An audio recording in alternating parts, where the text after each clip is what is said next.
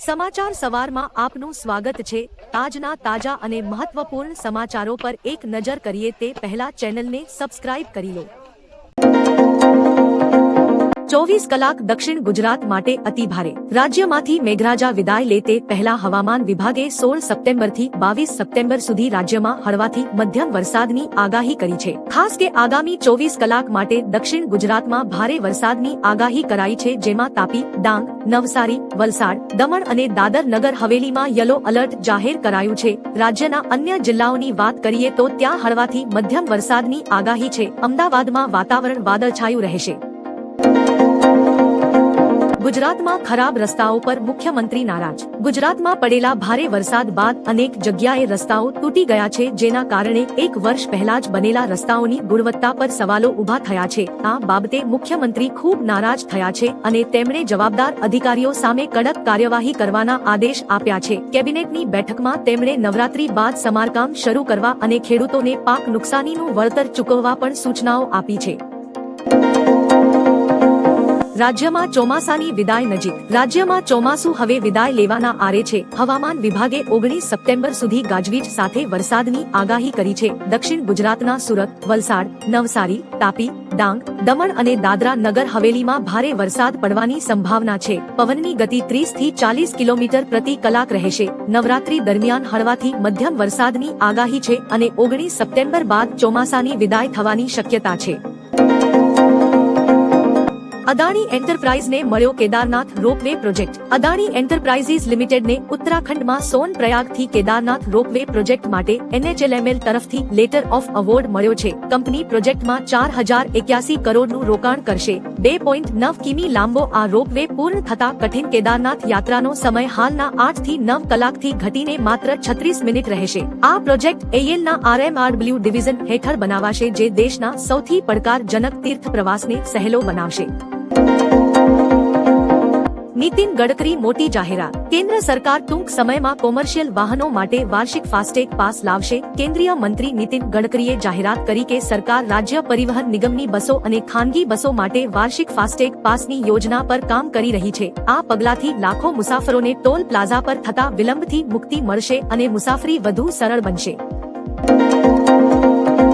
દેહરાદૂનમાં વાદળ ફાટ્યું, ભારે તબાહી। ઉત્તરાખંડના દેહરાદૂનમાં સોમવારે મોડી રાત્રે વાદળ ફાટવાની ઘટના બની, જેના કારણે સહસ્ત્રધારા કાર્લીગાડ વિસ્તારમાં ભારે તારાજી થઈ છે। આ ઘટનામાં કોઈ જાનહાનિના અહેવાલ નથી, પરંતુ 2 લોકો ગુમ થયા છે। ભારે વરસાદને કારણે અનેક દુકાનો અને હોટલોને નુકસાન થયું છે અને રસ્તાઓ બંધ થયા છે। તંત્ર દ્વારા રાતથી જ રાહત અને બચાવ કાર્ય ચાલી રહ્યું છે, જેમાં SDRF અને NDRFની ટીમ પણ સામેલ છે।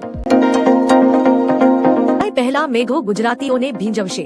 મેઘરાજા વિદાય પહેલા 17મી સપ્ટેમ્બર સુધી રાજ્યના 21 થી વધુ જિલ્લાઓમાં અને 1819 સપ્ટેમ્બરે રાજ્યભરમાં વરસી શકે છે। સાથે જ 30 થી 50 કિમીની ઝડપે પવન ફૂંકાવાની શક્યતા છે। ખાસ કરીને આજે 16 સપ્ટેમ્બરે ગાંધીનગર, અમદાવાદ સહિત ઉત્તર અને દક્ષિણ ગુજરાતના અનેક જિલ્લાઓમાં વરસાદ ખાબકશે। આજથી 17 સપ્ટેમ્બર 1930 થી 40 કિમીની ઝડપે પવન ફૂંકાશે। 8 થી 19 સપ્ટેમ્બરે રાજ્યના તમામ જિલ્લાઓમાં 40 થી 50 કિમીની ઝડપે પવન સાથે વરસાદ થશે।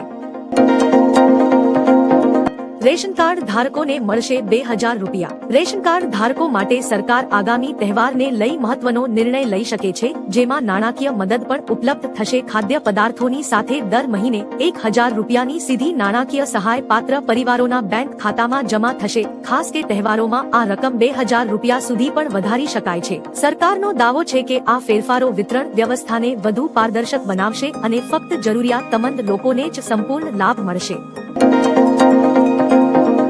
24 કલાકમાં રાજ્યના 37 તાલુકામાં વરસાદ। રાજ્યમાં છેલ્લા 24 કલાકમાં રાજ્યના 37 તાલુકાઓમાં વરસાદ નોંધાયો છે। હવામાન વિભાગ દ્વારા જણાવવામાં આવ્યું છે કે સૌરાષ્ટ્ર અને દક્ષિણ ગુજરાતના જિલ્લાઓમાં ભારે વરસાદની શક્યતા છે। ખાસ કરીને નવસારી અને વલસાડ જિલ્લામાં મંગળવાર સવાર સુધી ભારે વરસાદની આગાહી કરવામાં આવી છે। આ તારીખે થશે ગાજવીજ સાથે વરસાદ। હવામાન શાસ્ત્રી પરેશ ગોસ્વામીએ જણાવ્યું કે રાજ્યમાંથી ચોમાસાની વિદાયની પ્રક્રિયા હજુ શરૂ થઈ નથી અને તે લગભગ 22 સપ્ટેમ્બરથી ધીમે ધીમે શરૂ થવાની શક્યતા છે। આજથી 21 સપ્ટેમ્બરે નવો વરસાદી રાઉન્ડ શરૂ થશે, જેમાં દક્ષિણ ગુજરાત, સૌરાષ્ટ્ર અને મધ્ય ગુજરાતના કેટલાક વિસ્તારોમાં છૂટાછવાયા વરસાદની શક્યતા છે। 8 થી 21 સપ્ટેમ્બરે ગાજવીજ સાથે વરસાદ પડી શકે છે। ભારત તરફથી ટ્રમ્પને મોટો ઝટકો। ભારત અમેરિકાને વધુ એક ઝટકો આપનાર છે। અહેવાલ છે કે રશિયા ભારતમાં 5 મીટર પેઢીના સ્ટીલ્થ ફાઇટર જેટ SU-57 નું ઉત્પાદન કરવા તૈયાર છે। આ માટે અભ્યાસ કરવામાં આવી રહ્યો છે। સ્ટીલ્થ ફાઇટર જેટ તેમની ગતિને કારણે રડારમાં આવતા નથી। ભારત પાસે હાલમાં આવા વિમાન નથી, જ્યારે એવી ચર્ચા છે કે પાક ચીન પાસેથી આવા વિમાન મેળવવા પર કામ કરી રહ્યું છે। ટ્રમ્પે અમેરિકા પર F-35 સ્ટીલ્થ ફાઇટર જેટ ખરીદવા માટે દબાણ કર્યું હતું।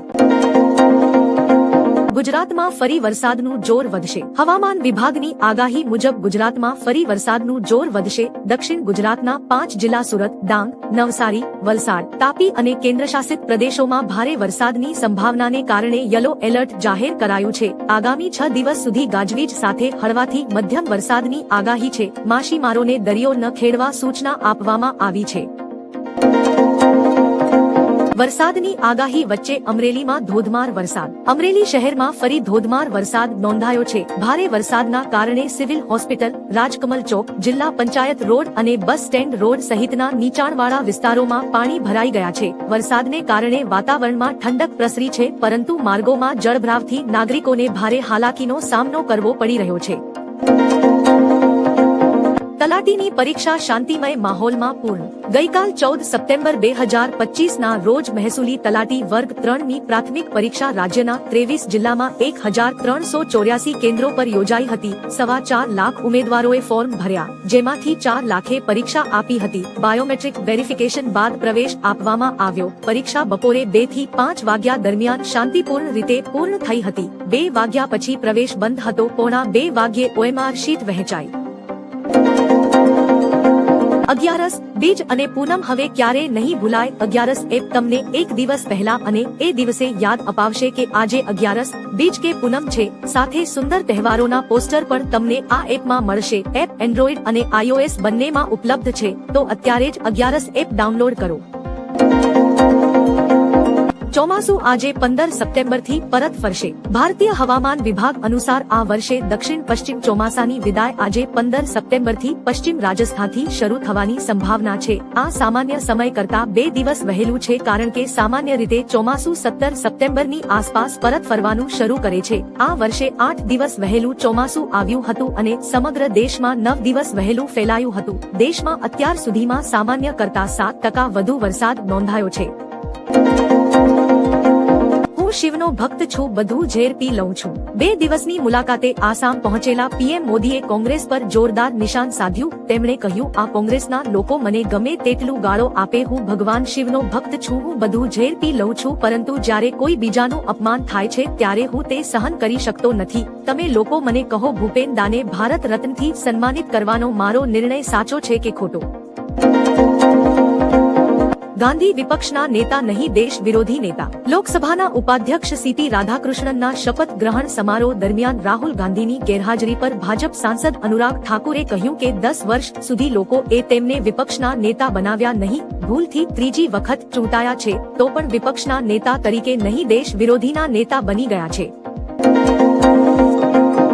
રાજ્યમાં સરેરાશ કરતા 28% વધુ વરસાદ પડ્યો। રાજ્યમાં વર્ષા ઋતુનો સરેરાશ કરતા અત્યાર સુધી 28% વધુ એટલે કે કુલ 108% વરસાદ નોંધાયો છે। સૌરાષ્ટ્ર સિવાયના તમામ વિસ્તારમાં વરસાદે 100%નો આંક પાર કર્યો છે। ઉત્તર ગુજરાતમાં 118%, કચ્છમાં 135%, મધ્ય પૂર્વમાં 110% અને દક્ષિણ ગુજરાતમાં 111% વરસાદ થયો છે। સૌરાષ્ટ્રમાં 93% વરસાદ નોંધાયો છે।